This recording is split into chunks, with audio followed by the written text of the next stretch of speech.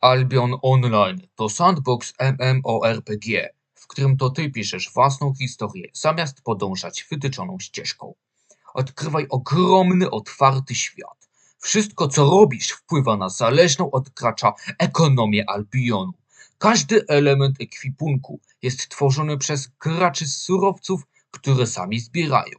Twój ekwipunek decyduje o tym, kim jesteś. Zamiana z rycerza na maga jest tak prosta, jak zmiana zbroi i broni. Możesz też połączyć elementy obu klas. Ruszaj w głąb lochów, gdzie znajdziesz zarówno bogactwo, jak i zagrożenia.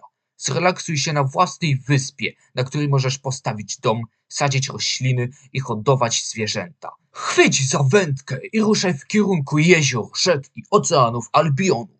Dołącz do gildii, graj z innymi. Bierz udział w ogromnych bitwach PvP i zagarnij dla siebie kawałek świata.